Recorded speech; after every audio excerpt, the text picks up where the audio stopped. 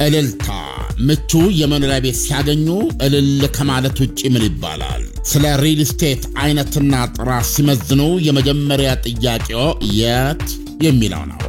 አዎ ቦታው እልልታ መሃል አዲስ አበባ ያውም ከአፍሪካ ህብረት ጎን ሳር ቤት ስሪቱማ ጂ+1ን ጨምሮ ከባለ 2 እስከ ባለ 4 መኝታ ክፍሎች ያላቸው ቅንጡ ህልም እልም አፓርትመንቶች ተገንብተው ያለቁ። ሌላማ ከ150 በላይ ሱቆች፣ አፓርትመንቶች፣ ሬስቶራንት፣ የስብሰባና የሲኒማ አዳራሾች። የመብራት ነገርስ በእልልታ መብራት አይጠፋም። የራሱ ሰብስቴሽን አለው። 2 ግዙፍ ጄኔሬተሮች 24 ሰዓት ዘብ ቆመዋል። እንደዚሁም የከርሰ ምድር ውሃ፣ የህፃናት መጫወቻ፣ የሴቶችና የወንዶች የውበት ሳሎኖች፣ ጂምናዚየም፣ ስቲም፣ ሳውና፣ ባዞና ማሳጅ፣ 5 ቤዝመንት መኪና ማቆሚያ፣ 1 አሳንሰር ለ2 መኖሪያ ቤቶች ያለው። በአጭር ቃል እንከን የለሽ የንግድ ሱቆችና ቅንጡ አፓርትመንቶቻችን የእርሶን ብልህ ግን ፈጣን ውሳኔ ይጠብቃሉ። የሽያጭ ቢሮአችን ሳር ቤት ከፖችኪን አደባባይ ወደ ሜክሲኮ በሚወስደው ዋና መንገድ ከአዲስ አበባ መንገዶች ባለስልጣን ጽሕፈት ቤት አጠገብ። እልልታ የምቾት የተድላ ቦታ።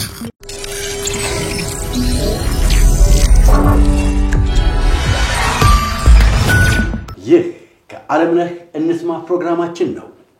ከዓለምነህ እንስማ በዚች አጭር ጊዜ በ2 ወር ውስጥ ዓለም እየተለዋወጠች ነው ያለችው።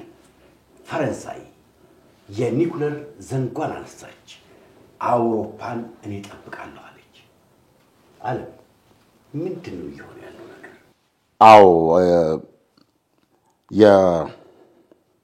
የዶናልድ ትራምፕ ወደ ስልጣን መምጣት እስካሁን የነበረውን ነገር ባናቱ ገልብጦታል የሚባለውን የሚያረጋግጥ ነው። ዛሬ እዚህ ስቱዲዮ ከገባን በኋላ የፈረንሳዩ ፕሬዝዳንት ሀገራቸው ለአውሮፓ ቢያንስ ለህብረቱ ሀገራት ከጠየቁ እና የኒውክሊየር ዲተረንስ ወይም ደግሞ የኒውክሊየር ሽፋን መሳሪያ ሽፋን መስጠት እንደምትችልና ለመስጠት ዝግጁ እንደሆነች ገልጸዋል።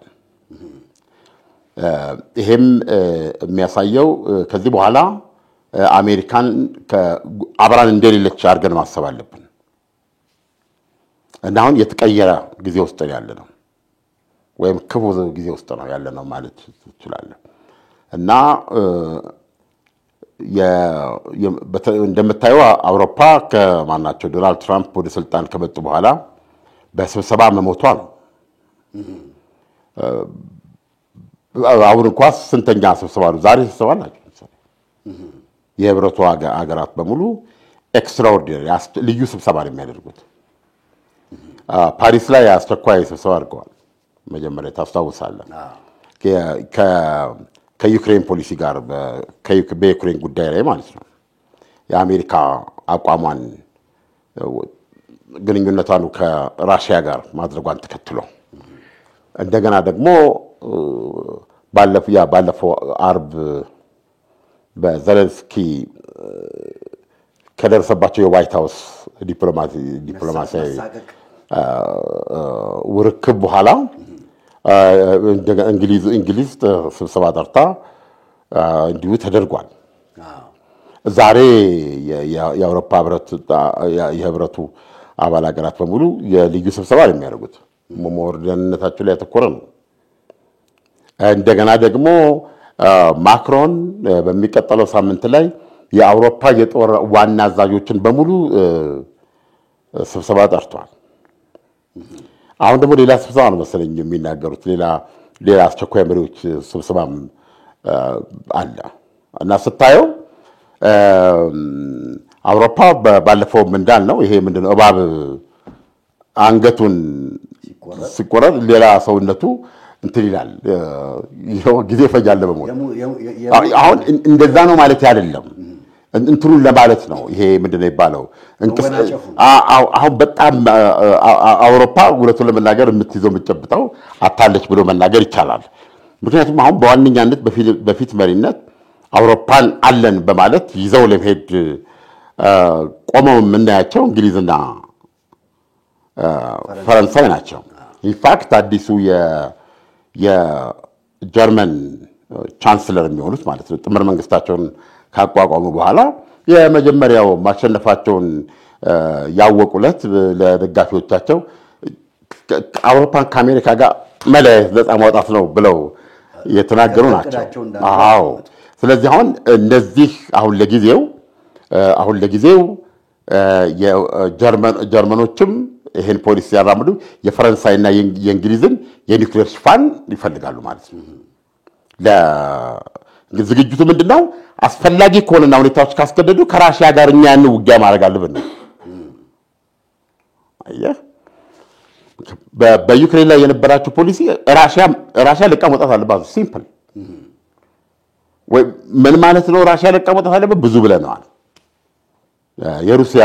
የራሱ ጉዳይ የሚል ነው። ይሄ ካልሆነ ደግሞ ማንም የሚድን የለም ነው። ኢሚዲየትሊ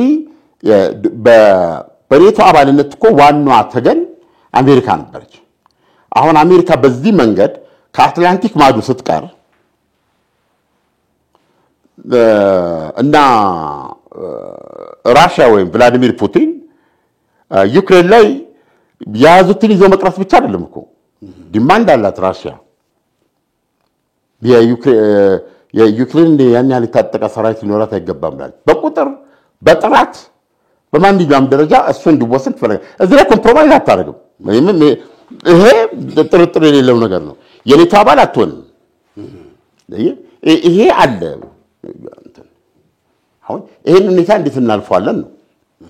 ይሄን ሁኔታ አለፍን ማለት አሁን ለምሳሌ አሜሪካ ዝግጁ ናት።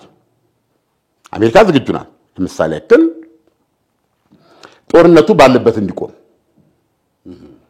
ማለት ቢያንስ 20% ዩክሬንን ይዘው ሊቆም ይችላል ማለት ጦርነቱ 20% ኦኬ አሁን ሩሲያ የወሰደችው 20%ውን ያህል ነው የዩክሬንን ማለት ነው። በእጁ ያለው ይሄን ያህል መሬት በእጁ አለ። ስለዚህ አሁን እዚህ ቦታ ለመድረስ በየቀኑ የሚከፈለው መስዋዕትነት ታውቋል።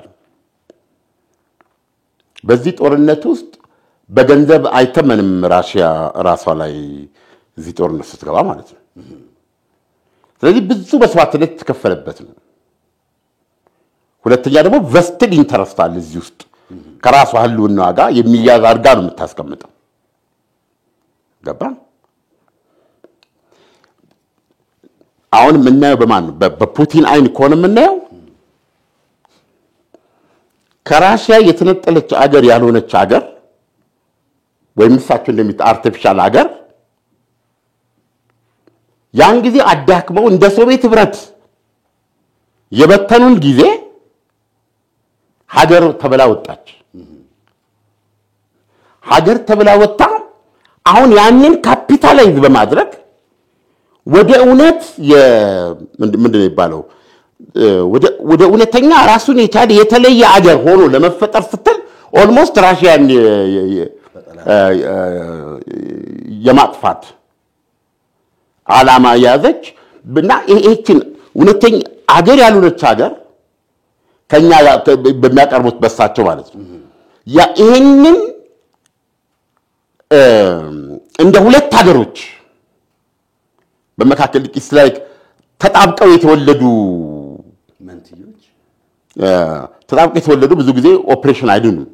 ኦፕሬሽን ሁለቱንም ነው የሚገለው። እንደዛ አይነት ሁኔታ ነው አውሮፓውያን የፈጠሩበት። አሁን የዩክሬን ጉዳይ አይደለም። በዩክሬን ራሺያን የማጥፋት ዓላማ ነው የመጡት በሚል ነው ቭላዲሚር ፑቲን የተነሱት።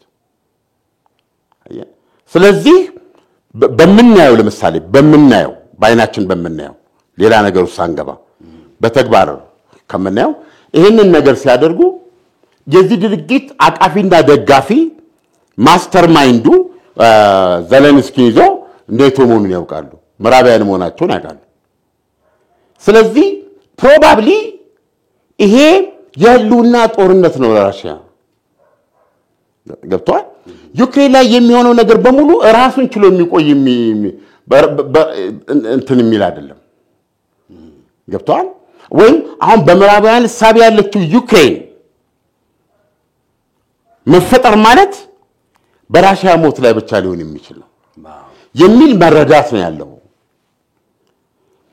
ስለዚህ ነው ለምሳሌ ያክል የሞተው ሞታል ገና ካሁን በኋላም ሌሎች ሚሊዮኖች ሊሞቱ ይችላሉ በዚህ ጦርነት በራሽያ በሞስኮ አስተሳሰብ አስፈላጊም ከሆነ ሞስኮ የመጨረሻ የመከላከያ መስመሯን ኒውክሌሯን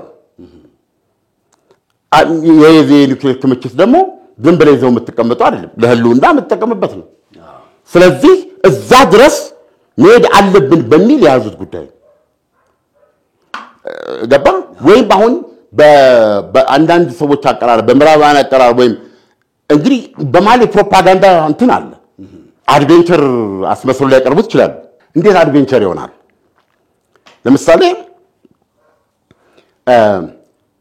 ፑቲን የፈለገው ጸረ ዲሞክራሲ ነው ፑቲን ጸረ ዲሞክራሲ ጸረ ሰብአዊ መብት አምባገነን ነው የሚል ኮንሰፕት አስይዘዋል በዚህ በኩል ደግሞ እንደዛሬ አድርገውና ነው ማለት አሁን ማን ነው እኔ ዲሞክራሲያዊ ነኝ የሚለው ባሁኑ ሰዓት ላይ አሁን ማን ነው አይደለም እንዴ እናትየዋ እኮ ዲሞክራሲያውን ቅንጦት ነው ያለች ነው እኮ አሜሪካ ዶናልድ ትራምፕ እኮ አሁን አሜሪካን ታላቅ ለማድረግ ሰራራጆቻለሁ ዲሞክራሲ የሚባለውን ቅንጦት እሱ ያን ቅንጦትም ይዤ ይሄን ላደርግ አልችልም እየተበለጠ መንገዱ እየዘጋ እኮ ነው ገብቷል ቻይኖቹ ሊወጡ እኮ ነው ሊተኩ ነው ሊርብ ሊጠማ ነው ማት ነገር ነው እኮ ስለዚህ አሁን እኔ ሀገር እያዳንኩ ነው ተከታታይ በዶናልድ ትራምፕ አይን ይሄ በሙሉ ይሄ ጆ ባይደን ክሊንተኖች ብትላቸው ኦባማ እነዚህ በሙሉ እነዚህ አሜሪካንን ከሞኝ ደጃፍ ሞፈር ይቆረጣል ያስደረጉ አያሌው ሞኞች ናቸው እነዚህ የአሜሪካ ጠላቶች ናቸው በዶናልድ ትራምፕ አይን አይደል እና እኔ መጣሁት እሱን ላስቀር ነው አሜሪካንን ላድን ነው አሜሪካንን መልሼ ታላቅ ላደርግ ነው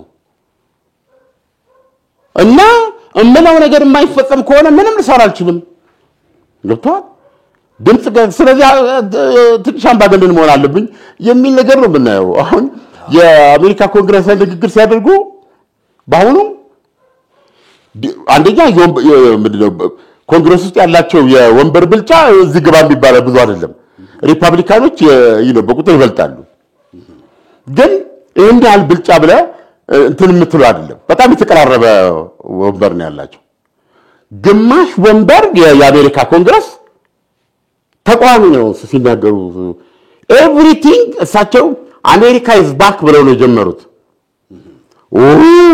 ያሉት ዲሞክራቶች አባባል ገባ በረግራችን ላይ አሜሪካ ኢዝ ባክ ያሉት ጆ ባይደን ናቸው አታስታውስም ዶናልድ ትራምፕን ለመጣል let's make America great again ሲያርጉ ጆ ባይደን ደግሞ አሜሪካ ኢዝ ባክ ነው ያሉት ስልጣን ሲያርጉ ከዶናልድ ትራምፕ እጅ ሲያወጡ አሜሪካ ኢዝ ባክ አሉ ምክንያቱም በትራምፕ ጊዜ የነበረችው አሜሪካ ከእንትን ወጣለች ከአየር ምንድነው ከአየር ጠባይ ምናምን ከፓሪስ ስምምነት ወጣለች ከኔቶም ኔቶ ድርጅት አይደለም ጥለነው ልንወጣ እንችላለን የሚል ነገር አለ ማት ነገሮች ነበሩ እና አሜሪካ ባድ ካለም ራሷን ኦልሞስት ያገለለች ነው እንደነበረችና እሳቸው ሲመጡ አሜሪካ ኢዝ ባክ አሉ ሄሎ ኔቶ አሉ 32 አደረኩት ኩር ያሉ የነበሩት አይደል ያስከ ሲቆጥሩ የነበሩ ናቸው አሁን ዶናልድ ትራምፕ ተመልሰው በቃ አሁን በዲሞክራቶች አይን በታምንም ተደራጅተን የሆነ ነገር ካላደረገን ዛሬ ያገኘናትን ዲሞክራሲ ያገኘነው ከዛ በፊት የነበሩት ብዙ መስዋዕትነት ከፍለው አሁን መስዋዕትነት መክፈያችን ነው መደራጀት አለብን። ምንድነው የየራሳችንን የወከሉ ተወካዮች በፓርላማ የሚወክሉ በሴኔት የሚወክሉና መለጥወጥ አለብን። ምን ማራመድ እንዳለብን የሆነ መደራጀት አለብን። we need to fight now የሚል ነገር ነው እየፈጠሩ ያሉት። አየህ እሳቸው ዶናልድ ትራምፕ ንግግር ሲያደርጉ አሜሪካ is back አሉ። አየህ ምን አይነት ዲስኢሉዥን እንዳለ አሜሪካ ውስጥ አይተሃል። አሜሪካ ተመለሰች ብለው ሲሉ ሪፐብሊካኑ በሙሉ ቆመው ያጨበጭባሉ። እነዛ ይላሉ። ተመልከት ሳያቋርጥ 2 ሰዓት ሙሉ አንድም ቦታ ላይ አልተገናኝተውም። አንድም ቦታ ላይ አየህ በጣም የተለወጠ ነገር ነው የመጣው። ስለዚህ ብላክ ኤንድ ዋይት አሁን ትራምፕ ፖሊሲያቸውን በተሰሰዩ ከአሜሪካ ከራሽያ ጋር ተሰራለች። አሁን የቆየ ጠላትነት ምን የርዕዮተ ዓለም ጉዳይ አይደለም። አሁን የጥቅም ነው። ስለዚህ ጥቅማችን ቻይናን መበገር ላይ ነው። ቻይናን መበገር ላይ ነው እና እንትናችን ማሳየት አለብን። ስለዚህ አሁን ከራሽያ ጋር አብሮ በመስራት ሞር አድቫንቴጅ አለን የሚል ፖሊሲ ያራምዱ ነው። አሜሪካ ከራሽያ ጋር ስትሰራ ኒውክሌር ውሃ በላት ማነች ዩክሬን። ሲጀመርም ዘለንስኪ እንደዚህ እኮ ነው የምንለው የማጦርነት ነበር ይሄ። ከማጋኑ ቁጭ ብላ የጦር ስትራቴጂ ወጣው። ያ ስትራቴጂ ምን ነበር? ዘለንስኪ ምን ነበር ትናንት ሲሉ የነበሩት? የዲሞክራሲ ጠረፍ ጠባቂ ነኝ አሉ። የዲሞክራሲን ጠረፍ ማሰፋ ነኝ አሉ። ገብቷል? የዩክሬን ተልኮ የራሽያና ምንድነው የዲሞክራሲ ጻር የተባለችውን ራሽያን ማጥፋት እንዴት ሊሆን ይችላል? ነገር ግን ራሽያ ስለወረረችኝ የራሽያ መጥፋት የዩክሬን ነፃነት ነው በሚል አስተሳሰብ ሊሆን ይችላል። ስለዚህ አሁን እሳቸው ማነው ዘለንስኪ እንደ ዩክሬን ፕሬዝዳንት ሆነው ያራመዱት ፖሊሲ በሙሉ 100% በዩክሬን አቅም ላይ የተመሰረተ አይደለም። አየህ ኦሎፌሳደን ዶናልድ ትራምፕ መጡና ይጦርነት ያንተ ነው አሉት። የኔ አይደለም አሉት። የኔ ስላልሆነ አይደለም ሌላ ልሰጥህና ያንተን ጦርነት እኔ ጠመንጃ እየሰጠው እኔ የዲፕሎማሲ ድጋፍ እየሰጠው እኔ የኢኮኖሚ ማዕቀብ ላንተ ስል እያደረኩኝ ራሴን እየጎዳ ማለት ነው። ነግጄ ላተርፍ የምፈልገውን ነገር ማግኘት ስችል ራሴን እየነፈኩ አንተን ማግዝበት እስቲ ምን ምክንያት አለ ንገረኝ አንተ። አየህ ዘለንስኪ ነው ናስብ። አዎ በጣም ከባድ ያር በለት ያየነው ምንድነው? በባህር ለጊዜው ውቅያኖስ ነው ያላችሁ። ውቅያኖስ ነው ያላችሁ ለጊዜው አይሰማችሁም። ውቅያኖስ ነው በመሃላችሁ ውቅያኖስ አትገኝ እንዴት ሰማኝ ለብቻው ይሽንተርቢ አላየም እንደ ወጅቱን እንዴት ትነግረን እንዴት እንደሚሰማኝ አንተ እንድትነግረኝ አልፈልግም። ያናቸው ቤዚካሊ ያየነው እንዴ ደረቅ ለማኝ ዛሬ ስትልን ስትለው እስቲ በር ላይ ያለ ማለት እግዚአብሔር ማንተን ሰጠኝና ነው አይደለም። እግዚአብሔር ይስጠኝ ስትለው እስቲል አለ። እንደዚህ አይነት ፍሪታ ነው። ለምን ብለብትል በዋይት ሃውስ ውስጥ በዛ አይነት ባለመብትነትና በዛ አይነት እንትነት it was awkward። አይታችኋል እዚህ የነበሩት የአሜሪካ ዲፕሎማቶች ምኖቹ እና ዶናልድ ትራምፕ ሰውየውን እንዳቀረቡት በቃ እንዴ ቤዚካሊ አይና ያወጣ ሞላጫ ማለት ነው ሰውየው። ትናንት ግን ትርጉም ነበረው ከጆ ባይደን ጋር ሲናገር ሼርድ ቫልዩ የሚሉት ነገር አለ። አየህ ዲሞክራሲ ሊበርቲ የሚሏቸው ሳቢዎች አሉ እና እሱ እዛ ዋናው ጦርነት ውስጥ ያለ ነው። አሜሪካ ደግሞ ትልቋ የጦርነቶች ፋንስ ናት። ስለዚህ አሁን በሳቸው ቢሆን ቆሞ ሊያጨበጭቡለት ይችላል።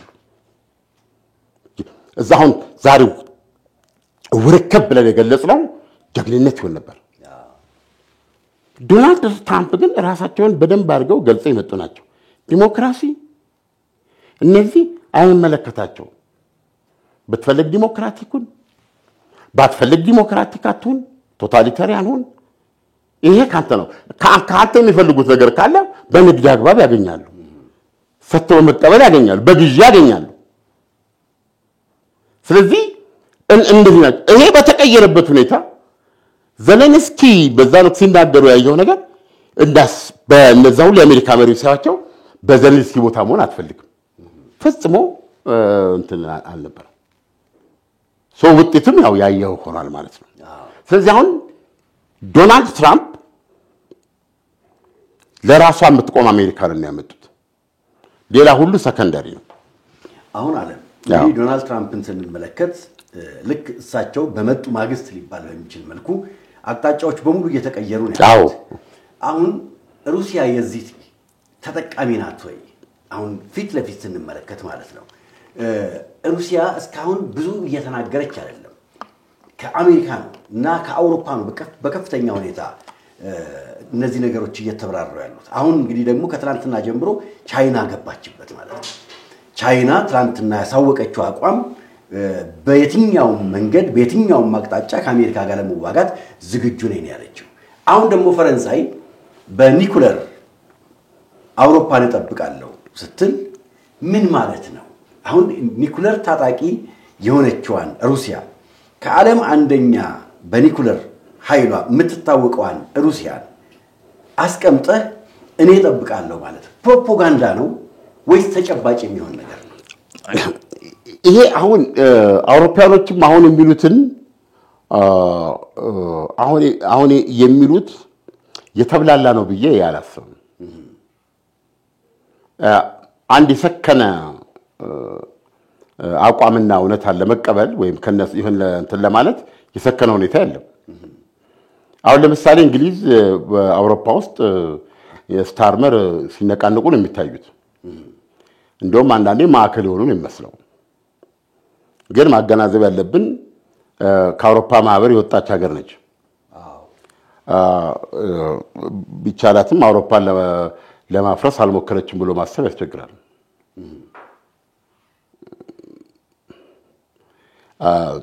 የእንግሊዝ ከአውሮፓ መውጣት የእንግሊዝ መውጣት ብቻ አይደለም፣ ለሌሎችም ፕሬሲደንስ መፍጠር ነው። አንድነት የሚመጣው አንድነት በሚፈልጉ ኃይሎች ነው እና አንድነት የሃርሞኒ ውጤት ነው።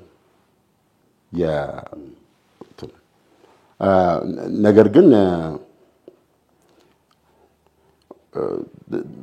እንግሊዞች ጠንካራ ምክንያት አልነበራቸውም።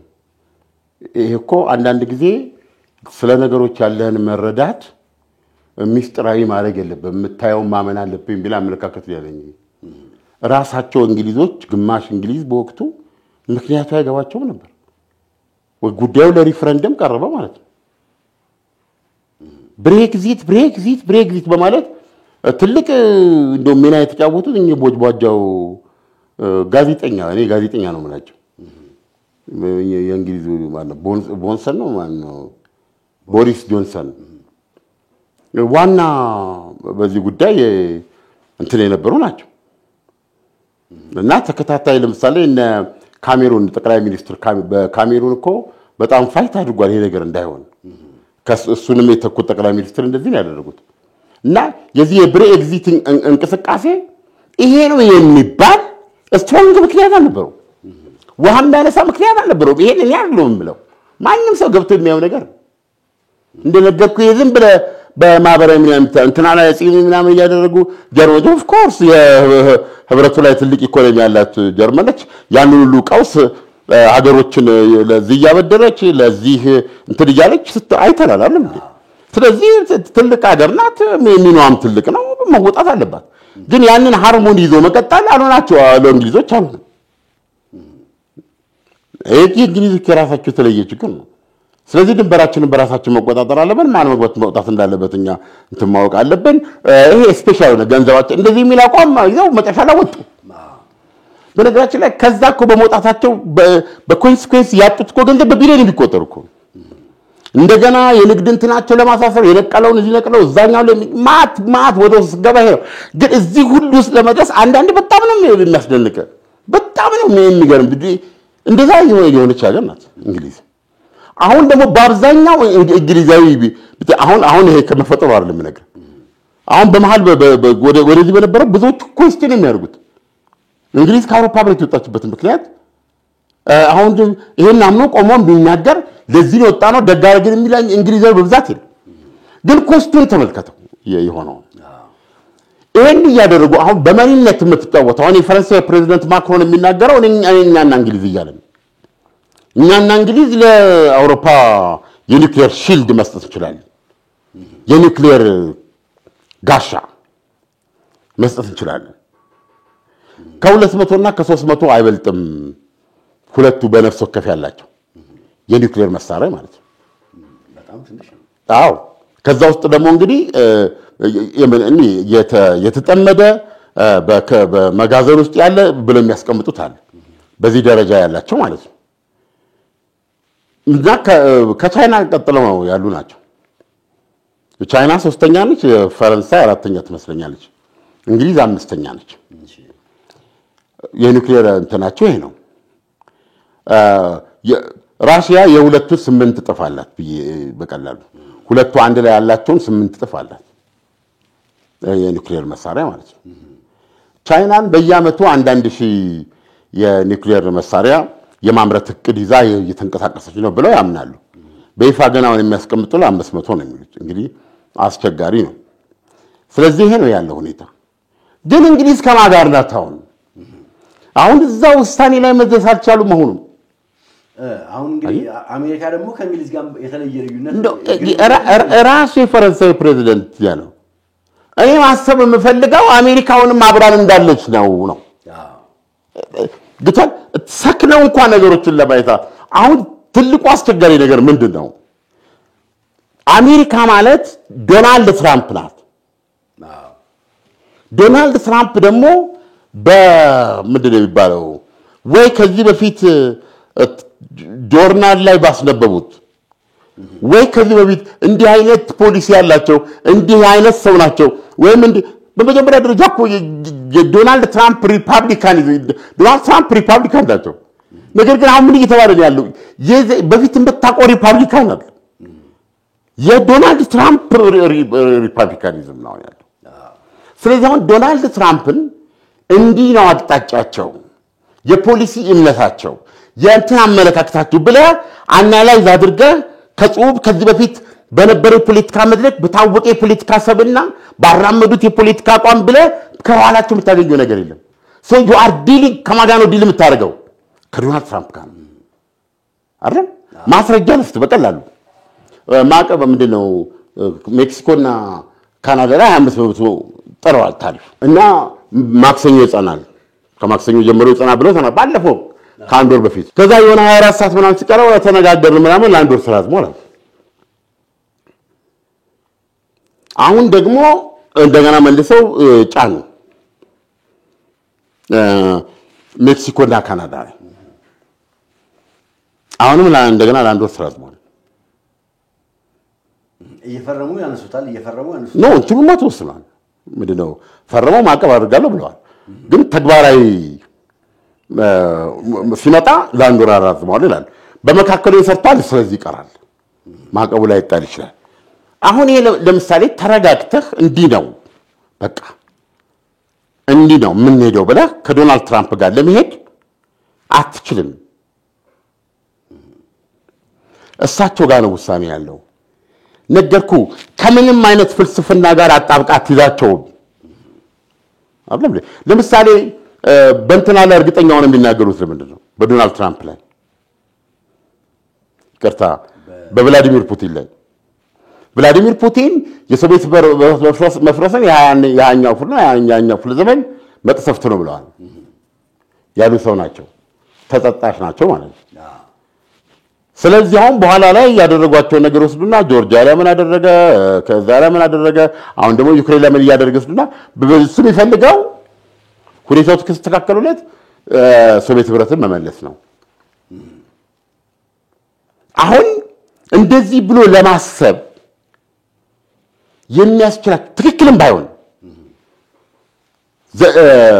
ፑቲንን ግን እንደዚህ ናቸው ብለ ለማሳመን የሚያስችል ልጠቅስ የምትችላቸው ነገሮች አሉ በመንግስትነት ስልጣናቸው ካራመዱት በፊት ከነበረ ማንነታቸው ለውጡን እንዴት እንደተመለከቱት ለውጡ ላይ በነበራቸው አቋም አይደለም የኮሙኒዝም በሹክሹክታ መፍረስ ምዕራባውያን የዛ ኢቪል እኩይ ኢምፓየር መፍረስ የዓለም ነጻነት እኩልነት የፍስሐ ዘመን መጣ ነው አይደል ያሉት በዛ ደረጃ ነው የሚያዩት ያንን እኮ እሱ መቅሰፍት ነው ያለው ዘለል ማን ነው ፕሬዚደንት ፑቲን ስለዚህ ለፕሬዚደንት ፑቲን ከተሳካላቸው ነገሮች ከተመቻቹላቸው ያንን መቅሰፍ መቀለበስ ይፈልጋሉ አይፈልጉም ግን እሳቸው ምን ብለዋል ሶቪየት ህብረትን ለመመለስ የሚያስፈልጉ ደደብ ነው ብለዋል ያው እንደ አንድ ስትራቴጂ ሊጠቀሙበት ይችላሉ አትሊስት ግን ብለዋል እነሱ ደግሞ ኤቭሪ ስቴፕ ነው የሚያሳየው ቀልባሽና አንተ ወደዛ ብለው ነው የሚሉት ሎጂክ አላቸው ባሁን እንኳን ለካው ማነው ፑቲን ሶቪየት ህብረትን እመልሳለሁ የሚል ካለ ሶቪየት ህብረትን ማለት እሱ ደደብ ነው ብለዋል ወይም እኔን ማስብ ከሆነ ሁለቱም ደደብ ነኝ እኔ አይደለም ነው ብለዋል ኦኬ I can't take you for your words ልታምናቸው አትችልም ግን ስቲል ዓለም ብለ ብትል ያሳምናል አይደለም እሺ ዶናልድ ትራምፕ ላይ ነገር ዶናልድ ትራምፕ ላይ መጣ እንዲህ ብለ ልትል የሚያስጠይቅ የዶናልድ ትራምፕ ጀርባይ ሴሌብሪቲ ናቸው ሪል ስቴት ዲቨሎፐር ናቸው ወይም ደግሞ ምንድነው ማለት ከፖለቲካ ፐርሱዌሽን ጋር እንዲህ ብለ መጠቅሳቸው መታጣቀሳቸው ሰው አይደል እነ ኦባማ የሚያደርጉትን ንግግር ጆ ባይደን በ20 ደቂቃ በመናም በ10 ደቂቃ ውስጥ የሚያነሷቸው ንግግሮቻቸው ድርጅቱ ምንም ይሁን ነገር ግን ለእያንዳንዱ ድርጅት ማስደገፍ የሚያደርጉት በጣም ትልልቅ ሐሳቦች አሉ እንደዚህ አይደለም ዶናልድ ትራምፕ ለቮካቡላሪያቸው ሙስል ነው በመጀመሪያ ይላል ዶናልድ አሁን ዶናልድ ትራምፕ ምንድነው የሚያደርጉት ገብቷል እንትን አድርገው ከቶ እንዲያለ እንዲናርጓል ዛሬ አሁን ስለ ካናዳ ነው ስለ ካናዳ ሰው ማን ነው ጠቅላይ ሚኒስትሩ ጀስት ያው እንዲያርገው ቶዝ እንዲያለ ዛም this ዶናልድ ትራምፕ አያ ስለዚህ አሁን የሳቸው ባህሪ ላይና ማንነት ላይ ተመርኮዘ ነው በሪዮት ዓለም ደረጃ በፐርሱዌሽን ደረጃ ይሄ ነው ማትለው አትሊስት አሁን ይደርሱበት ምንድነው ነጋዴ ፖሊሲ የነጋዴ በቃ አሁን አሜሪካ በነጋዴ እጅ ናት ስለዚህ ወደሚያዋጣቸው ነው የሚሄዱት ራሺያ የምታዋጣቸው ከሆነ ይሄዳሉ ገብቷል የቀድሞ ደንበኛ ዕቃ እዚህ ገዢ ነው እንበል ታዲያ የፈለገ ታምር ይሁን እሱ የሸማቾች ፍላጎት ያለው ለዛ ጋር ከሆነ ዶናልድ ትራምፕ ከዛ እዛ ነው ያሉት አይደለም እንዴ አትሊስት ዶናልድ ትራምፕ ለመረዳት አንድ መገለጫ ያገኙላቸው ነጋዴ መርከንታይል የሆነ ነገር ነው የሚሉት ስለዚህ ምን ማለት ነው ብለህ ብትለኝ ለምሳሌ አሁን የምናየው ለውጥ ለምሳሌ ያለ መስራት ባናቱ አድርገውታል ተብሏል እና ይሄው ባናቱ ያደረጉት ተነቦ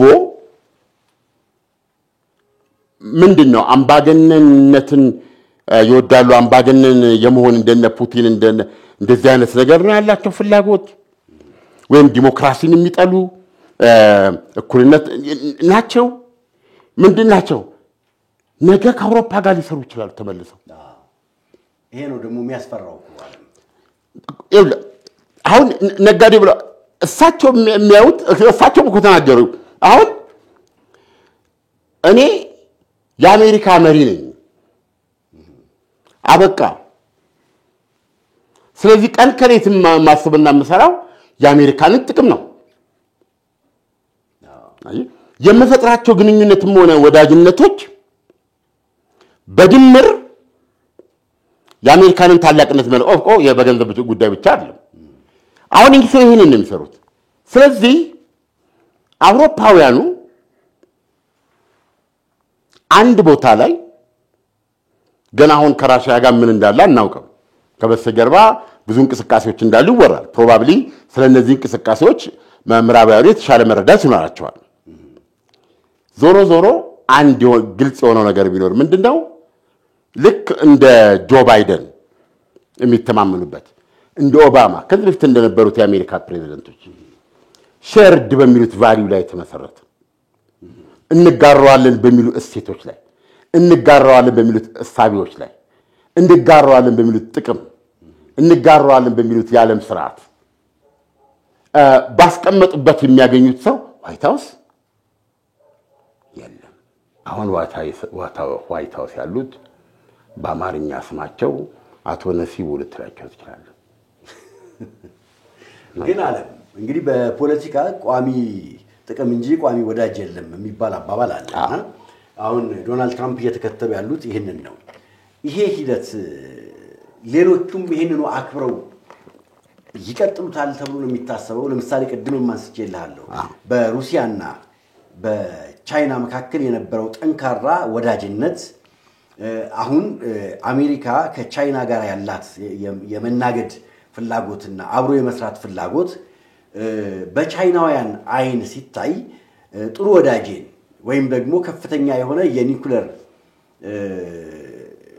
አርብ መሳሪያ ያላት ሀገር ከጎኗ ከቻይና ጎን መቆሟ ብቻውን የቻይናን ተፈሪነት እና ተከባሪነት በከፍታ ያሳየ ቆይቷል ሁለቱ ሀገሮች ከተጣመሩ ማድረግ የሚፈልጉትን ነገር ለማድረግ እድል አላቸው ብለን ነበር አሁን በቻይናና ሩሲያ መካከል ይሄ የአሜሪካ መግባት ዘላቂ ነው ብሎ ማመን ይቻላል ወይ ዘላቂ ካልሆነ ደግሞ ሁለቱን በመበታተን አሜሪካ የፖለቲካ ጥቅሟን ለማስጠበቅ እየሄደች ላለመሆኑ ምንድነው ማረጋገጫው አሜሪካ የምትሄደው ጥቅሟን ለማስከበር የአሜሪካንን ጥቅም ብቻ ላስከበር ነው የመጣሁት ብሏል ዶናልድ ትራምፕ እዚህ ምንም ምርምር አያስፈልገውም የአሜሪካንን ጥቅም ነው የሚያረጋግጡት እሳቸው የአሜሪካንን ጥቅም የሚያረጋግጥ እስከሆነ ድረስ ከራሺያ ጋር ይሰራሉ ራሺያ ደግሞ የቻይና ታማኝ ስለሆነች ወይም ከቻይና ጋር ያላት ወዳጅነት በራሺያ አለመጠቀም ላይ ራሺያ ለጥቅሟ በራሷ አቅዳና አስባ ለመንቀሳቀስ ባለመቻል የተመረኮዘ ሊሆን አይችልም ስለዚህ አንዱ ሀገር ከሌላው በመጀመሪያ በራሱ ብቻ ተነጥሎ የሚኖር ሀገር የለም የሆነ ግንኙነት መመስረት አለ የሆነ ግንኙነት ያስፈልጋል ትስስር ያስፈልጋል የራሺያና የቻይና ትስስር ምክንያቱ ሰፊ ሊሆን ይችላል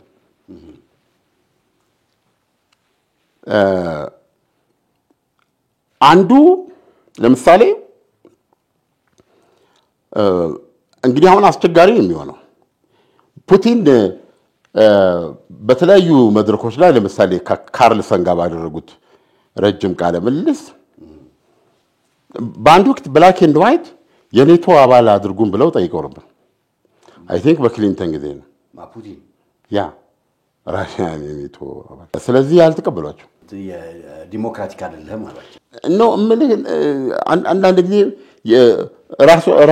ራሷ ራሺያ ምን ጥያቄ አቀረበ ሲባል ትንሽ ግራ ወኳርድ የሚሆንብኝ ለምሳሌ ለኔም ማለት ነው የማይጠበቅና ያልተለመደ ነው በተመሳሳይ ሁኔታ ምዕራባውያንም ያልጠበቁት ስለሆነባቸው ነው የሚሆነው ስለዚህ አሁን ምን ልለው ከሶቪየት ህብረት መፍረስ በኋላ ሩሲያን ሶቪየት ህብረት አድርጎ የማየት አባዜ ያለባቸው ነው የሚሉት ምዕራባውያን አየ ሶቪየት ህብረትን ኮሚኒስት ናት ብለው በጠላትነት መድበው ሲንቀሳቀሱ ቆይተው አሁን ደግሞ ሶቪየት ህብረት ፍርክስክሳው ራሺያ ባለችው በአካባቢው ባላት ቁመና ከዚህ በፊት ለጎርባቸው በገቡለት ቃል በቃል የኔቶ ኢንክሮችመንት እንደማይኖር አሁን የምናየው ነገር እንደማይኖር እኮ የተላገ በማንዱ በማስነገራል የሚቀርብ ሲባል አሁን ምንድነው ያደረጉት በሶቪየት ህብረት ምትክ ራሺያን ጠላት አድርገው ራሺያን የመጠርቀቅ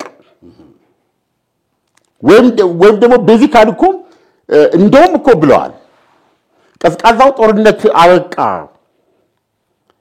ከሶቪየት ኮሚኒዝም መፍረስ በኋላ ቀዝቃዛው ጦርነት አበቃ እኮ ተብሎ የዓለም እኮ ግሎባላይዜሽን የሚለው ከመጣው ከዛ በኋላ እኮ የአሜሪካን ብቸኛ ሌላ ያለውና ጠላት ስላልነበራት ማለት ነው ያ ጠላት ስለፈረሰ የዓለም የኢኮኖሚ በስራት ውስጥ አገራት በሙሉ ኢንቨስትመንት ምንድነው ይባላል ወደ ኢኮኖሚ ብልጽግና ወደ አንድ ዓለም ብዙ እኮ ፊሽካ ተለፍቷል ማለት እኮ ተብሏል አይደል እንዴ ይሄ ነው የነበረው በኋላ ላይ አንድም ልማድ እኮ ነው የዓለምን ታሪክ ስታይ የሰውም ታሪክ እኮ ነው እንዴ እኛ እኮ በጣም የካበተ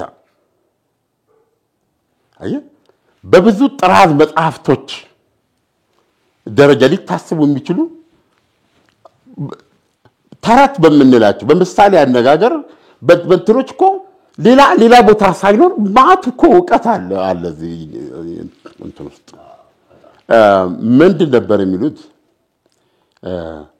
ክፉ ጎረቤት አታሳጣኝ እንላለን አይደል ክፉ ጎረቤት አታሳጣኝ ወይም ደግሞ ክፉ ጎረቤት ምን ያደርጋል ይላሉ ዝም ብለህ ካየህ ሁለት ኃይለኛ ሞቲቮች አሉ በሰው ህይወት ውስጥ ካንተ በላይ የሆነ ነገር ለማድረግ የሚያስችሉ አየ አንድን ሰው ዳይናሚክ የሚያደርጉ አንድን ሰው የሚሊኒያል የሚያስቆጥር ትልቅ ሞቲቬሽናል ፓወር ያላቸው ሁለት ነገሮች አሉ ፍቅርና ጥላቻ ከነዚህ ውጪ አይደለም ሰው የተቸገርነው የፍቅርን ፓወር አየ የፍቅር ፓወር ጎረቤትን እንደራስ ወደድ በሚለው ላይ ተመሰረተ ሲሆን የጥላቻ ፓወር ደግሞ ክፉ ጎረቤት አባባሌ ገብቷል ጥላሃን አትመን ያ ጎረቤት በጎረቤት መቅናት እሱን መላቅ እሱን መብለጥ ገብቷል ስትክል ማለት ነው አየ መብለጥ ምን ማለት ምን አለው መብለጥ ስትክል መውጣት አለ መውጣት ካልቻልክ ደግሞ እሱን መውጣት ማስቀረት አለበት አየ ትልቁ በሰው ልጅ ላይ ትልቁ ድራይቪንግ በቃ አንድን ትንበርገው ይሄ ነው አየ አሁን ምንድነው የተፈጠረው በየጊዜው ጦርነት አንደኛንም ጦርነት አልተዋጋንም ምክንያቶች አሉት ለምን እንደሆነ ከሌ እንደሆነ ይሏል ነገር ግን እዛው ሰዎች ታሪክ ነው ሁለተኛንም ጦርነት ተዋጋናል እና ኮሙኒዝም ፈረሰ መጨረሻ ላይ ከሁለተኛ ዓለም ጦርነት በኋላ አትቆጣ ደግሞ ኮሙኒዝም መጣ ኮሙኒዝም ማለት እንዲህ አድርጎ አሁን እኮ ቪኦኤ የሚባለው ጣቢያ እኮ አሁን አያስፈልግም ነው እኮ አሁን ለምሳሌ የካፒታሊዝምና የዲሞክራሲ ውበቱ ምንድነው ራሱን ችሎ ይገለጣል ወይ አየ አሁን ምንድነው ያየን ያለው ነው ዳይሌማ ለምንድነው አሜሪካን ውስጥ እኔ በጣም ነው መከታተለው ይሄ ማህበራዊ ሚዲያ ከመጣ በኋላማ ስለ አሜሪካኖች ይገበል ወይኔ እንደ አሜሪካኖች ሀገሩን ቢረግም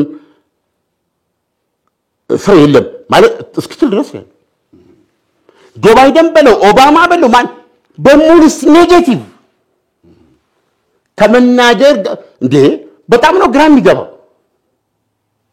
አሁን ምን ልፈልግ ይመስላል ከዚህ በፊት የዲሞክራሲ በዲሞክራሲ ግርማው ምንድነው ነው የምትለው እዚህ ጋር እንዲጠላ ፖሊሲ ቀላል ነው ከጅንስ አቅም ገብቷል ኮሙኒዝም ማለት ራም ማለት ጥማት ካዝሬ ምናምን ይታወሳል ሐሳብን ለመግለጽ አለመቻል እንደ በቃ በኃይለኛው መነዳት እንደዚህ የሚቀርቡ ነገሮች አሉ አሁን በዚህ ውስጥ ሆነ ስታይ ፀሐይ ማጠልቅባት አገር ነው የሚመስሉት ምዕራባውያን አለ all of a sudden ኮሚኒዝም ፈረሰ ምንድን እንዳያየው ከኮሚኒዝም መፍረስ በኋላ of course ለውጦች ነበሩ አስታውሳለሁ እኔ ሚዲያ ውስጥ ብዙ ቆይቻለሁ የፈረንሳይ ፕሬዝዳንት ምንድን ነው ያሉት ማንንም ይሆናል አንድ ግን መካተል ያስፈልጋል አንድ አሜሪካን የምትቀበለው ነው እንደዚህ አይ እንዲህ ነው የሚል ብለው ተናግረዋል ዣክ ሺራክ እንደው ማይኬትም ሀገር ይነሳ አሜሪካንን አይሆንም የሚል አንድ ሀገር መኖር አለበት አየ ስለዚህ ትልቁ ሞቲቬሽን አሁን እዚህ ጋር ምንድነው ጥላቻው ወይ ፉክክር አየ ይሄ ፉክክር በሌለበት ማነጻጸሪያ በሌለበት በተናጽሮ ውስጥ የተደበቀ ነገር ሲመጣ አሜሪካንን አሁን ቁጭ አድርገው ብቻዋን ስታያት በሬጂዮኔ ቤሉ ክርስቲያን ቤሉ አይደለም የሉም እኮ እንደዛ የምስራቅ እንትኖች ኢቨን ካስትሮች የሉም አይደለም አሁን አሜሪካ በራሷ መለካ ሲኖርባት የሰማውት ነገር ከአሜሪካኖች ምንድነው አይ አሜሪካ ነገር 1% የሀገሪቱን አጠቃላይ ሀብት የወጣውም ያልወጣውም ተቆፍሮ ወጪ ኤቭሪቲንግ 1%ዎቹ አሜሪካውያን 99%ዎቹን የሚያክል ነው ለሁለት ነው የተካፈሉት 1% የሚሆኑ አሜሪካውያን የሀገሪቱን ግማሽ ሀብት ሲይዙ ሌላ 300 ሚሊዮን ገደማ የሚሆነው ህዝብ ደግሞ በጋራ ያዘውን 1%ዎቹ ይዘውታል በራሳቸው መለካ ሲጀምሩ እግዚኦ ነው የምትለው ታማው ለመታከም በፋብሪካው ሲፈጉ ኖረው መቼም እኔ ስለ ብዙ የሚባል ነገር አለ ስለ ምዕራብ ዓለም የሚባለው ትንሽ አይቾም መረዳት ከፈለክ ትንሽ ነገር ይበቃል ስራ ማለት ነው ሌላ ትርጉም የለውም አለም እንዴ የነጩ ዓለም ስራ ማለት ነው ሌላ ምንም ትርጉም የለውም እና ያንን ሁሉ ትሰራለህ ስትሰራ ደግሞ ለምታገኛት ፍላጎትን ለማርካት ሁሉም ነገር አለ ስራና ቢል አለ every step ታወጣለህ ያዝ አብዛኛው ህዝብ ፋዶ ነው የሚኖረው እና ወደ ቀና ብሎ ማይ አሁን ወደ ራሱ መመልከት ሲጀምር እና ዶናልድ ትራምፕን ሲመርጥ እኔ የምረዳው ፕሮባብሊ ዲሞክራሲ አርግቶ ይሆን ነው የምትለው ገብቷል በፊት ሁሉ ወዘና አለው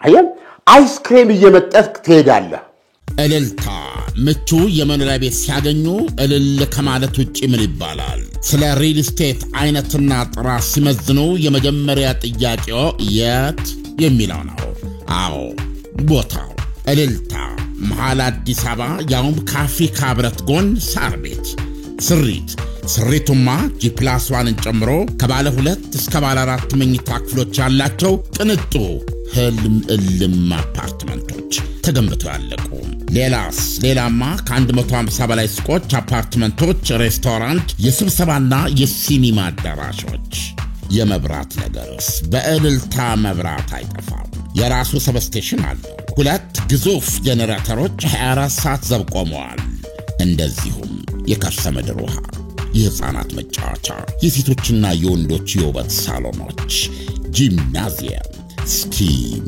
ሳውና ባዝና ማሳጅ 5 ቤዝመንት መኪና ማቆሚያ 1 አሳንሰር ለ2 መኖሪያ ቤቶች ያለው በአጭር ቃል እንከን የለሽ የንግድ ሱቆችና ቅንጡ አፓርትመንቶቻችን የእርሶን ብልህ ግን ፈጣን ውሳኔ ይጠብቃሉ የሽያጭ ቢሮአችን ሳር ቤት ከፖችኪን አደባባይ ወደ ሜክሲኮ በሚወስደው ዋና መንገድ ከአዲስ አበባ መንገዶች ባለስልጣን ጽሕፈት ቤት አጠገብ እልልታ የምቾት የተድላ ቦታ ደግሞ ብዙዎችን የሚያስደስትም ሂደት አለው ፕሪንሲፕልም አለው ዓላማና ግብ አለው አሁን ለምሳሌ አሜሪካ ፈርስት ሲባል አሜሪካና አሜሪካንን ነው አሜሪካ ፈርስት ስንል ልክ ተገዳዳሪ የሆኑ አገራቶችን የማቀጨጭ ስልትም ይዞ ነው ሄደው አሁን ለምሳሌ ዶናልድ ትራምፕ የሚጥሏቸው ማዕቀቦች ዲሞክራቲክ አይደለም አሁን ለምሳሌ ፓናማ ላይ የተወሰደውን እርምጃ ስንወስድ ቻይናን የማግለል እርምጃዎችን አሁን እኛ ለቻይናም ባለናፈሳ አንችልም ኢስኖት አባውዛት አሜሪካኖች ራሳቸው በራሳቸው ሲያዩት ዶናልድ ትራምፕ እንዴት ሊመርጡ ቻሉ ብለን የምርጫውን ሂደት ብንመለከት ሌላ በአፍሪካ ደረጃ የምታየው የብሶት ፖለቲካ ነው አሁን አሜሪካ ውስጥ እንደ ፕሮባብሊ ይሄ ነገር በተጠናከረ መንገድ መጣም ብለው ከኦባማ ጊዜ ጀምሮ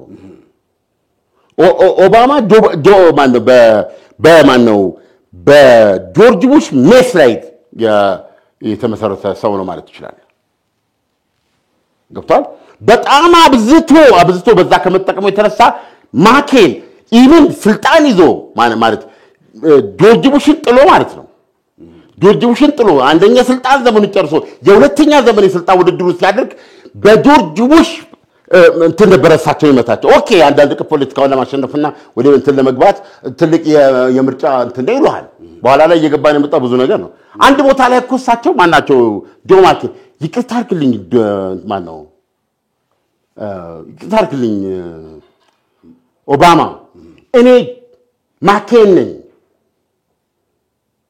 ጆርጅ ቡሽ አይደለም ብለስ ከመና ነው ለአሁን መሰለ ጌሙ ማሸነፍ ነው ጌሙ ማሸነፍ በሆነበት ሁሉ የትንፍጪው ዱቄቱን አምጪው ውጤት ሆኖ አሁን ይሄ በደጋፊዎች ተሳሰብ አይደለም አየ ይሄ ራሱ የራሷ የአሜሪካ ክስረት ነው እዚህ ውስጥ ነው የማህበራዊ ሚዲያ አውዳሚ ሚና ምነግር አየ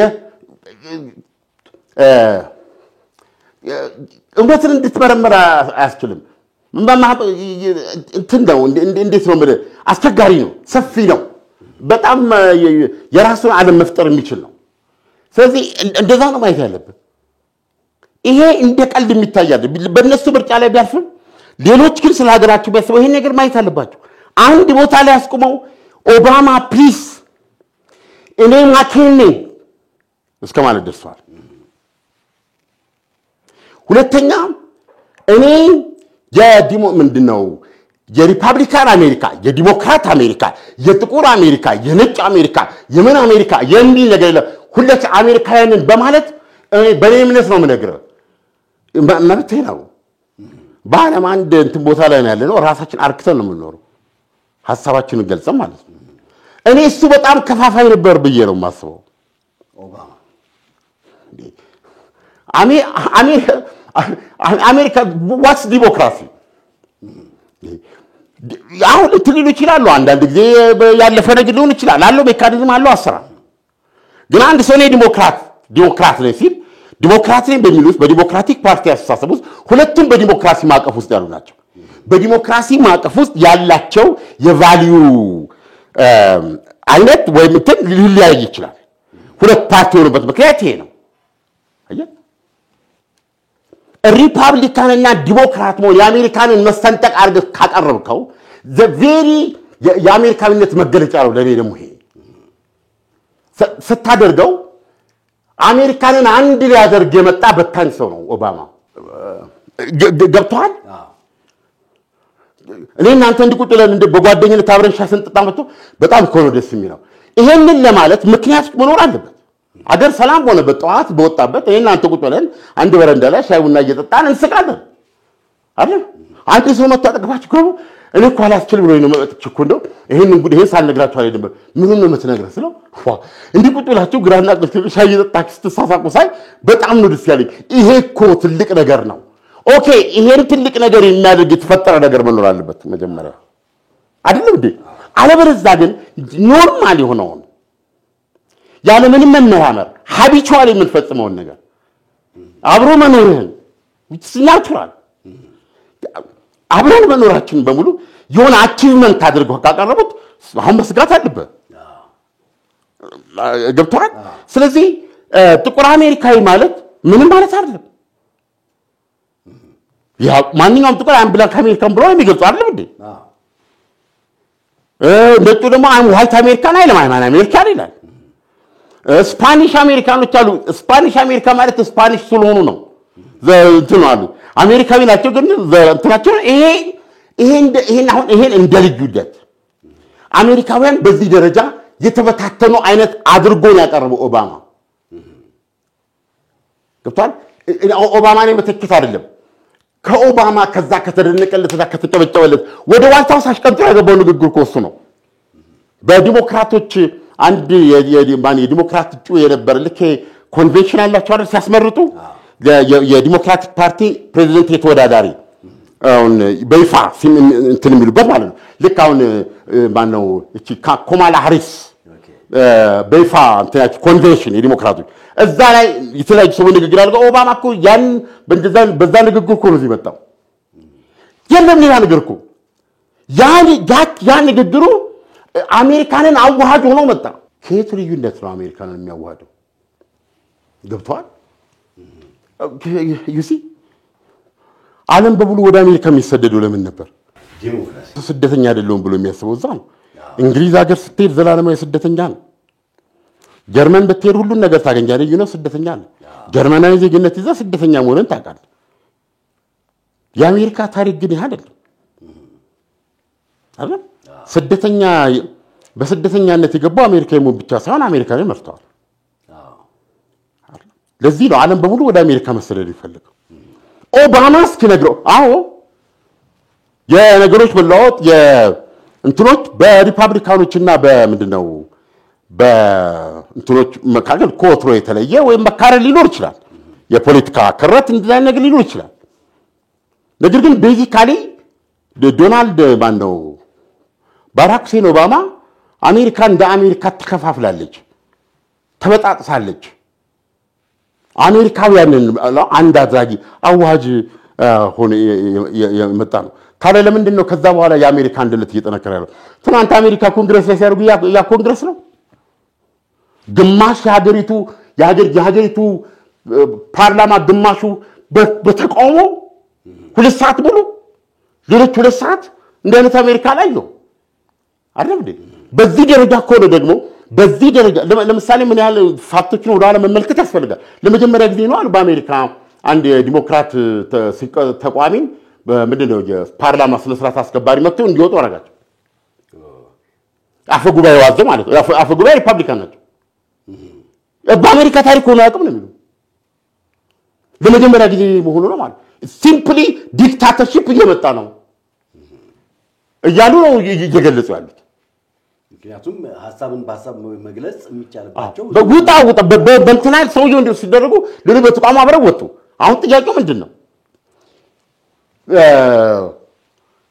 ኦባማ ዋህዱን አረመጣ ብላክ ኤንድ ዋይት አሁን በተግባር ያየነው ምንድነው ዲሞክራት እና ሪፐብሊካኖች የጠላት ሀገር ፓርቲዎች ናቸው መሳሪያ በሰጣቸው ከመጨራረስ ወደ ኋላ የማይሉ ሆነው ነው ያገኘናቸው አየ ስለዚህ ያን ጊዜ በዛ ንግግር በዛ ፍላወሪ ነገር ከመደነቁ አለፈ እኔ አሁን ኦባማን ማየት ፈልገው ኦባማ ዋይት ሃውስ ሲገባ ራስም እንደገባው ነው ቆጠርኩት ምክንያቱም ኦባማ ሁሉ ነገር ነበር ችሎታው ክህሎቱ በጣም ደስ ይል ነበር ስለዚህ ትልቁ ዳርክ ሆኖ ራስ ከነቤት ዋይት ሃውስ የሚለው ነገር ጥቁር አሜሪካኖች በሚኖሩበት ሀገር ዋይት ሃውስ የሚለው ነገር እዛ ውስጥ የዲሞክራሲ ናቹራል ውጤት ነው አይደል እና አንድ ቀን በችሎታውና በብቃቱ ይሄን ማርቲን ሉተር ኪንግ ያለው ከየ ምንድነው አይደል በቆዳዬ ቀለም ሳይሆን በኮንቴንት ኦፍ በይዘቴ ነው መለካት ያለብኝ አይደል ያሉት ኦባማ ዳይሬክትሊ የዛ ውጤት ሆኖ በመግባቱ ያጨበጨበነኝ እንትን ያልኩ ሰው ነኝ ነገር ግን ኦባማ በአጠቃላይ ሀገሪቱን ዌብ ውስጥ እንትን አድርጎ የመጣበትና የሚጠቀስለት ነገር ስታይ ኦባማ የሚደበው ነገር በጣም አስደንጋጭ ነበር እኔ ይሄ በግሌ ነው ለምሳሌ ምን ፕሮግራም ነበርኝ መሰለህ ሬዲዮ ፋና ላይ ስለ ኦባማ ሰራ ማለት ነው ኦባማን የምንሰጥበት ያህል ግራ ይገባኝ ስለነበር ማለት ነው እና አንድ ዘፈን አለ የሆነች ጥቁር አሜሪካዊት የምትጫወተው ነው ዩቲዩብ ባይከለከለ I don't know who you are I don't know what you are but you are some kind of superstar ነው የምትለው ገብቷል ማን እንደሆነ ካላቀም ምናምን አልገ የሆነ ሱፐርስታር ነው ገባ በያን በዛ ዘፈን ነበር መድበው ኦኬ ገብቷል ምክንያቱም ሙሉ በሙሉ አይደለም ኦባማን እንትን ላይ ነበር ግን ደግሞ ሱፐርስታር መሆኑን አልክድም እና ጥያቄ ምልክት ነበር ወይ ነው የምነግር ስለዚህ አሁን ያ ነገር ምናየው ከኦባማ ስንት ዓመት በኋላ ማለት ነው ከኦባማ 8 ዓመት በኋላ አሜሪካ ትሩሊ ዛሬ ነበር መባል ያለበት። የኦባማ ንግግር ዛሬ ቢባል ትርጉም ይሰጠኝ ነበር። አዎ አሜሪካ ዲሞክራት ሪፐብሊካን በባባል የፖለቲካ ልዩነት በዲሞክራሲ አግባብ ውስጥ ያለ ሳይሆን አሜሪካን ሊያጠፋ የቆመ ሰው ነው ያሰውዬ። ለነሱ ዶናልድ ትራምፕ ማለት ጆ ባይደን የሚያስቀምጡት ይሄን ነው። አሜሪካንን የሚያጠፋ ነው። ትራምፕ ያስቀመጠው ምንድነው? አሜሪካንን አሳልፎ የሰጡ በቁሙ አሜሪካንን እየገደሉ ያሉ የአሜሪካ ጠላቶች ናቸው ያላቸው።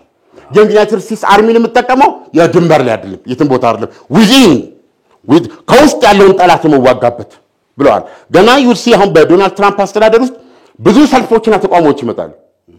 አሁን ዲሞክራቶች እየተደራጁ ድብልቅልቅ ያሉ የግል ነጻነት ሊበራል ማት አይነት እንቅስቃሴ ይኖራል። ኢቭን የመገንጠል እንቅስቃሴ ሁሉ ይኖራል አሜሪካ ውስጥ። ይሄ ኦልሬዲ ሳይታለም የተፈታ ነው። አሁን እሳቸው ቀጠልኩት ግን ኦልሬዲ ምን ብለዋል? ወይም ደግሞ እዛ ፕሮጀክት 25 ላይ የሚለው የዩናይትድ ስቴትስ አሜሪካንን ጦር ሰልፍ መበተን እንዳይደረግ እገዳዎቹ እንዲጣሉ ፓወራቸውን በጣም ማጠናከር ይፈልጋሉ። ኦልሞስት ነው ነገር በድፍረት ተናገር ካልከኝ አሜሪካ አሸናፊ ሆና እንድትወጣ ዲሞክራሲ ለጊዜው ቅንጦት ነው ብለው የሚያስቡ ሰው ናቸው ዶናልድ ትራምፕ። አየህ፣ ስለዚህ አሁን ዶናልድ ትራምፕ ደግሞ የፈጠራቸው ብላክ ኤንድ ዋይት ወደ ፖለቲካው መንገደኛ ያመጣላቸው ቀዳዳውንም ያሰፋላቸው የኦባማ መምጣት እና ብዙ ነገሮች ተያያዦች ናቸው። ስለዚህ አሁን ዶናልድ ትራምፕን አሁን ያለችውን አሜሪካ እውነቱን ለመናገር በራሷ ዲሞክራሲ በራሷ የምትረካ አሜሪካ ነች ያለችው ለማለት ያስቸግራል። የተለያዩ ምሁሮቿ ፕሮፌሰሮቿ በራሷ በአሜሪካ ቴሌቪዥን ሲናገሩ እንደዚህ አሜሪካውያን ናቸው ብለህ እንዳንዳደግንበት ማለት ነው። ታከብራለ ይገባኛል። በዲሞክራሲ ውስጥ ሐሳባቸውን መግለጽ አለባቸው ዋቲበር። ነገር ግን ሁሉም አብዛኛው ማለት በሚያስችል ደረጃ ስለ አሜሪካ የሚናገሩት እጅግ አቅልለው ብልጫ እንደተወሰደባት አሜሪካ ወደ እንትን መምጣት እንደማትችል ኤቭሪቲንግ ገብቷል።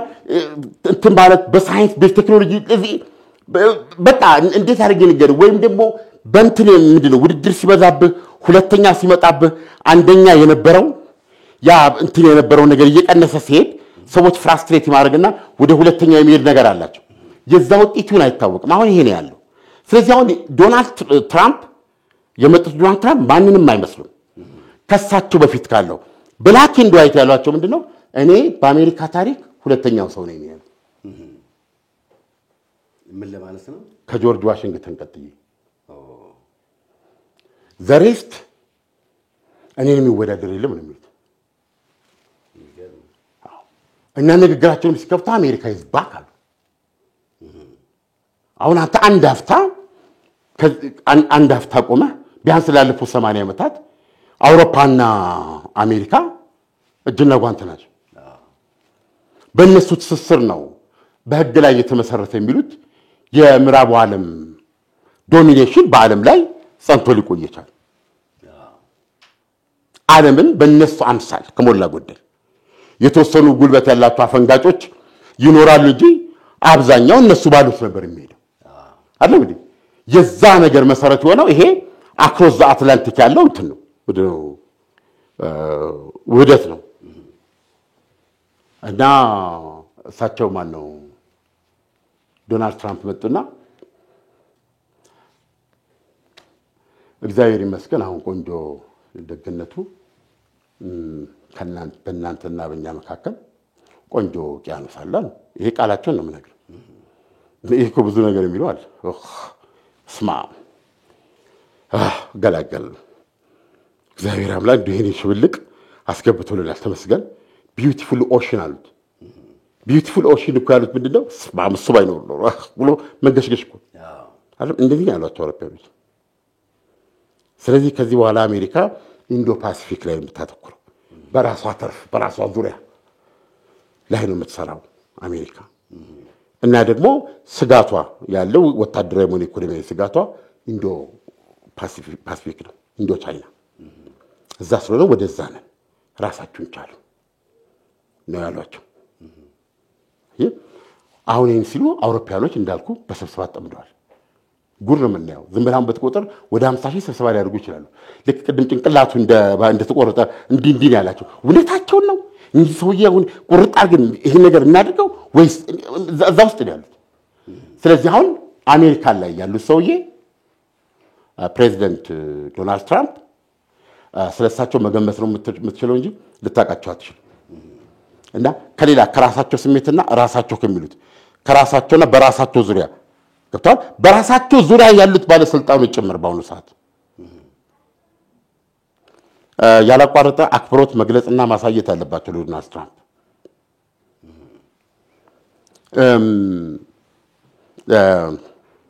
በጣም ስትሪክት የሆነ ከነ ፌደራል ሰራተኞቹ ጭምር ነው ነገር በየቦታው በሚያስወጡት ቦታ ላይ የሚያስገቧቸው በሙሉ እሳቸው የኔ ዓላማ የሚሉትን ነገር በሙሉ ታዛዥነት ለመስራት የሚቀመጡ ሰዎችን ነው ያደረጓል። ብዙ ሰራተኛ እየቀነሱ ነው ያሉት። ፍርድ ቤቶች ላይ ነው የሚውሉት አሁን በሙግት ፍርድ ቤቶችን ራሱ ማሰልቸት ከዛ በኋላ የፕሬዝዳንቱን ስልጣን ይሁን ይያሉ በኦልሞስት በምንድነው ይሄ ማህበራዊ ሚዲያቸው ላይ የሚያስቀምጡት ነገር ሁሉ ዓለምን በየቀኑ ያሽቆጠቆጠ የሚኖር አይደል። አሁን በትክክል አይደለም እሳቸው ነገርኩ ፕሮባብሊ አሁን አሜሪካኖች ሁሉ ግራና ቀኝ አምነዋል በየመነገር አሜሪካ የቀነሰችው አልሆነልንም አሜሪካ ኮምፕሌን ታረጋግሩ ናቸው። ስለዚህ ከዚህ አንፃር ይሄንን ማዕበል መጋለብ የሚችሉ እሳቸው ናቸው። ስለዚህ አውሮፓ ጋር ስትመለከት ወደ ዋና ጉዳያችን ስንሄድ መወሰን መቻል አለባቸው። እዛ ፖይንት ላይ መምጣት አለባቸው። በየተናጠል ያሁኑን ድርጊቶቻቸውን እስካሁን ያሉን ድርጊት መሰረት አድርገው ቋሚ የፖሊሲ ለውጥና ያቋም ለውጥ ማድረግ አለባቸው ወይስ የእንግሊዙ ጠቅላይ ሚኒስትር የሚሉት አውሮፓ ውስጥ ነው ማለት ነው እኛ እንዴት ተጋመድን እንዴ ብትገለብጠን እንደዚህ ብታረጋን የሚፈታ ነገር የለም። ስለዚህ አሜሪካንን ወደዚህ ያመጣታለው በሚል መንታልብ ውስጥ ነው የምትታገለው። እና ይሄ የሚያሳየው ዛሬ ማክሮን ያሉት ነገር በስለ ዩክሬንም አንድ ነገር በግልጽ ያሳያል። እሱም ምንድነው ማክሮን አውሮፓ መጠበቅ ይችላል ያሰኛቸው ምንድነው ዩክሬንን በተመለከተ በአጠቃላይ ይህን ነገር ሊያራምዱ የቻሉት ምንድነው ብለህ ስታስብ ሊሆን የሚችለው አሜሪካ ከእንግዲህ ከጎናችን የለችም ብለው ካሰቡ አውሮፓ በኔቶ ቦታ የአውሮፓ ህብረት ኔቶን እንደሌለ ቁጠረው አሁን ቅርጹ ነው ተፈጥሯዊ ግባተ መሬቱን የሚጠብቅ ነው እንጂ በመሞት ላይ ያለ ነው። ስለዚህ አሁን እኛ የኒውክሌር ሽፋን በፈረንሳይ የኒውክሌር ከለላ ትሰጣለች በማለት እንግሊዝ ላይ ተስፋ አድርጓል። ይሄን ሲሉ ከዚህ በኋላ የሚገባኝ የአውሮፓ ህብረት የአውሮፓ ህብረት ምንድነው የኔቶን ሚና ተክቶ እንዲጫወት የመፈለግ ነው። ለምን ያልከኝ እንደሆነ የኔቶ ጠላት በይፋ ጠላት ያላት ራሽያ ነች። ኔቶ ማለት አሜሪካ ማለት ከሆነ ኔቶ ተቋቁሞ አውሮፓውያንን ከስታሊን ኮሙኒዝም መጠቅለል ለማዳን የተቋቋመ ከሆነ አሜሪካ በዋነኛነት የነሱ አዳኝ ሆና እነሱን የተዋቀረችበት ከሆነ አዳኙ ፊቷን ከዛ ስትወጣ ቀሪዎቹ ኔቶን እንዳለ ውርሱን ተቀብለዋል ማለት ነው። ያ ምንድነው በኔቶ ፋንታ አሁን ገና በመዋቀር ደረጃ የአውሮፓ ህብረት ራሽያን ጠላት አድርጎ ጠቅላላ ያለው ስትራቴጂም ከዚህ በኋላ የሚሄድባቸው መንገዶች የኔቶን ዓላማ ይዞ ራሽያን ጠላት አድርጎ አውሮፓን ለጦርነት የማዘጋጀት አካሄድ ነው የሚታየው። እና ይሄን ደግሞ ብዙ ርቀት ሳትሄድ በጣም ቋሚ አድርገናል። አሁን አውሮፓያኖች የሚታገሩት ነገር ብዙዎች እንደሚሉት አሁን ሲሪየስሊ ሊወሰድ እንትን ነው። ይሄ ምንድነው የሆነ ቦታ እንዴት ነው በቃ ይሄ ኮነ አሁን ለውጥ የፈጠረባቸው ነው የሚሆነው። ምክንያቱም እዛው የአውሮፓ ህብረት ውስጥ ሃንጋሪ ይፋ ተቋሚ ነው። ሃንጋሪ የዩናይትድ ስቴትስ አሜሪካ ፕሬዚደንት የወሰዱትን እርምጃዎች በሙሉ አድናቂ ናቸው። ጀግኖች ናቸው ሰላም የሚሰሩት ነው ያለችው። ዩክሬንን ቁጭ ብላ ሰላም እንደምትፈልግ በአደባባይና በግል አሳውቅ።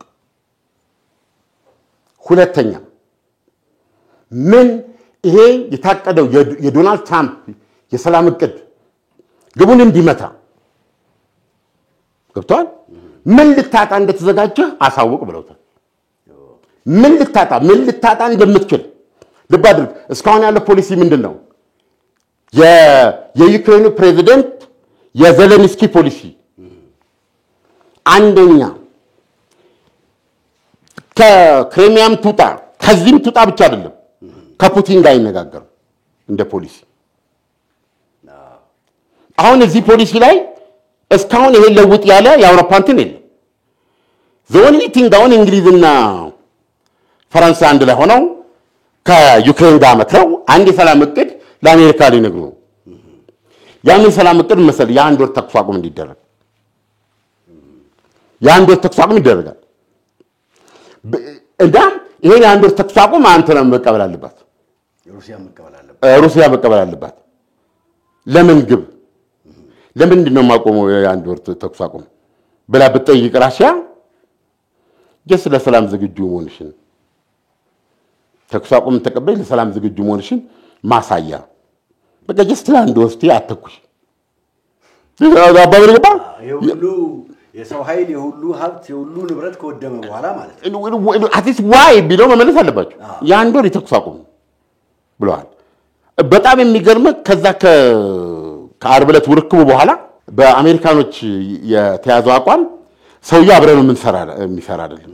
ስለዚህ ዩክሬን ሌላ ያስፈልጋታል የሚል ነገር አላቸው። ከመንገዱ ገለል ይበል ሪዛይን ያርግ something like that እንዲያነ ግፊት አለ።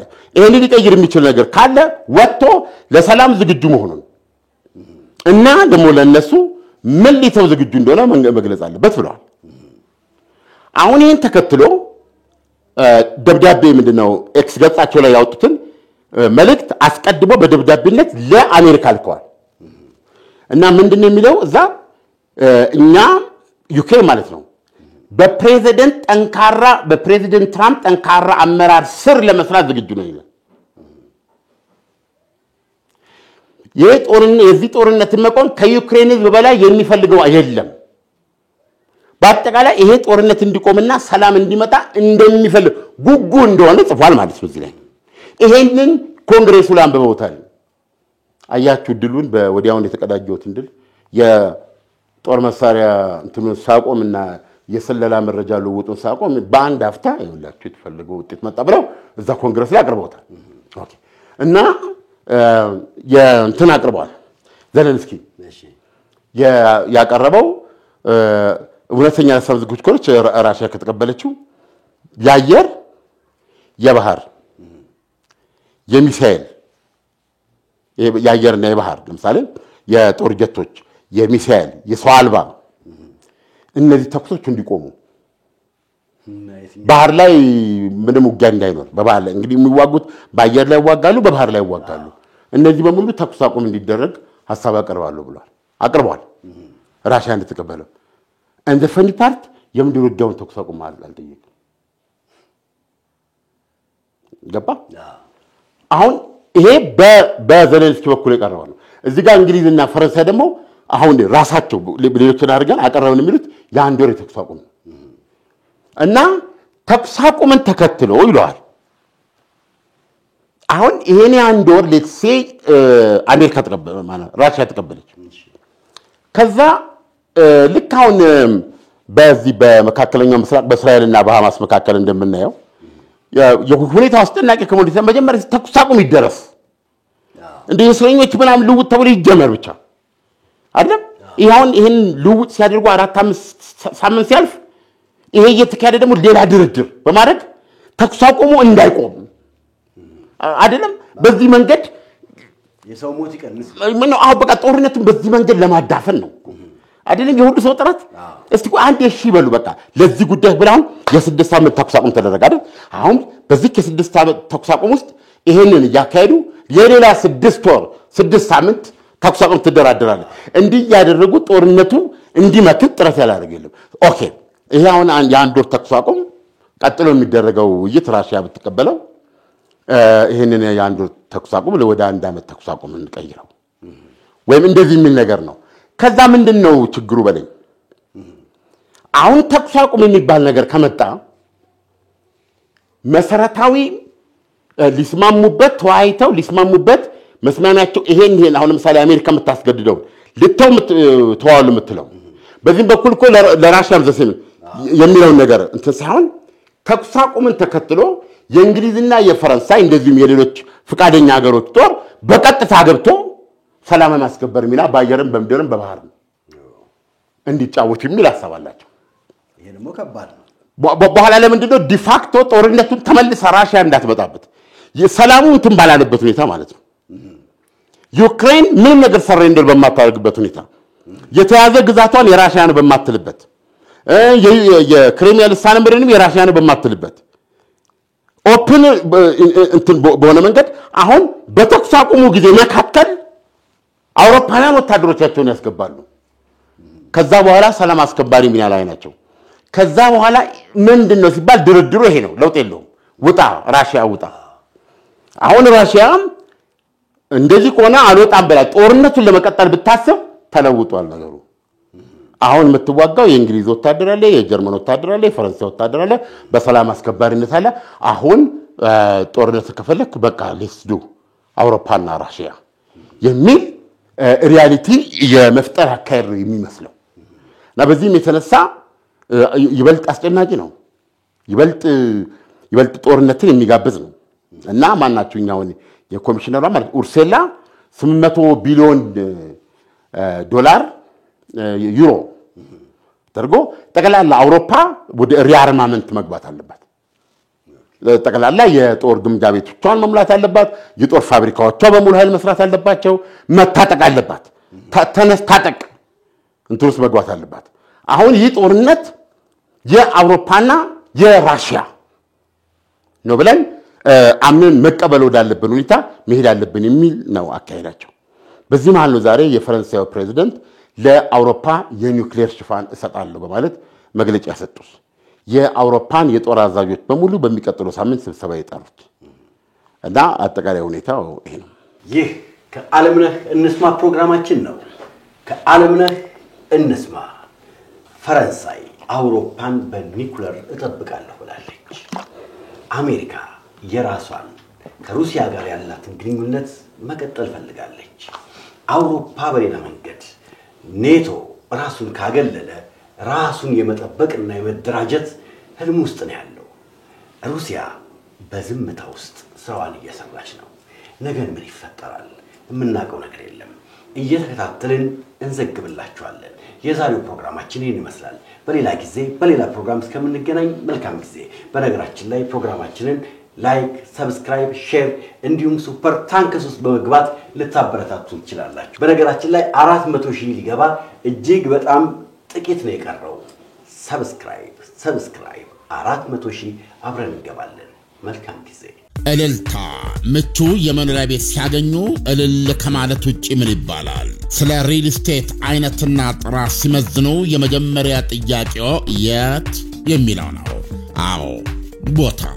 እልልታ መሃል አዲስ አበባ ያውም ከአፍሪካ ህብረት ጎን ሳር ቤት ስሪቱማ ጂ+1ን ጨምሮ ከባለ 2 እስከ ባለ 4 መኝታ ክፍሎች ያላቸው ቅንጡ ህልም እልም አፓርትመንቶች ተገንብተው ያለቁ ሌላማ ከ150 በላይ ሱቆች አፓርትመንቶች ሬስቶራንት የስብሰባና የሲኒማ አዳራሾች የመብራት ነገርስ በእልልታ መብራት አይጠፋም የራሱ ሰብስቴሽን አለው 2 ግዙፍ ጄኔሬተሮች 24 ሰዓት ዘብ ቆመዋል እንደዚሁም የከርሰ ምድር ውሃ የህፃናት መጫወቻ የሴቶችና የወንዶች የውበት ሳሎኖች ጂምናዚየም ስቲም ሳውና ባዝና ማሳጅ 5 ቤዝመንት መኪና ማቆሚያ 1 አሳንሰር ለ2 መኖሪያ ቤቶች ያለው ባጭር ቃል እንከን የለሽ የንግድ ሱቆችና ቅንጡ አፓርትመንቶቻችን የእርሶን ብልህ ግን ፈጣን ውሳኔ ይጠብቃሉ።